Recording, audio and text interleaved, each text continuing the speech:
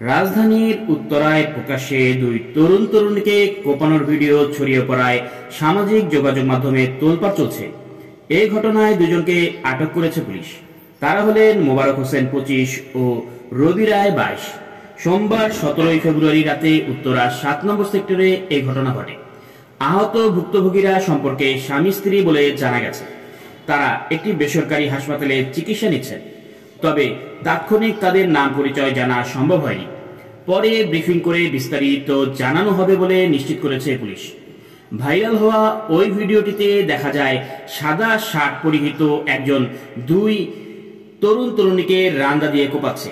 তখন তারা দুজন চিৎকার করছিল। এই সময় জীবন বাঁচাতে ওই নারীকে হাত জোর করে সন্ত্রাসীদের কাছে মাপ চাইতে দেখা গেছে। পুলিশ সূত্রে জানা গেছে, প্রাইভেটের সঙ্গে মোটরসাইকেলের ধাক্কা লাগায় কথা কাটাকাটি। এক পর্যায়ে গাড়ির ড্রাইভার আর তার সঙ্গে থাকা অজ্ঞাত ব্যক্তি গাড়ি থেকে রান্দা বের করে মোটরসাইকেল আরোহীকে কোপ দেয়। এই সময় জনগণ অজ্ঞাত ওই দুজনকে ধরে গণদোলাই দিয়ে পুলিশে সোপর্দ করেছে। যার হাতে রান্দা ছিল সে ওই গাড়ির ড্রাইভার। গ্রেপ্তার মোবারকের বাড়ি শেরপুরের শ্রীবর্দী থানায়। তিনি টঙ্গী পূর্ব থানা এলাকায় ভাড়া থাকেন। আর রবি রায়ের বাড়ি টঙ্গী পশ্চিম থানার হাজির মাজার এলাকায়। বিষয়টি নিশ্চিত করে উত্তরা পশ্চিম থানার ভারপ্রাপ্ত কর্মকর্তা ওসি হাফিজুর রহমান বলেন, যারা কুপিয়েছে তারা সন্ত্রাসী। এই ঘটনায় দুজনকে আটক করা হয়েছে। বাকিদের আটকে আমাদের টিম কাজ করছে।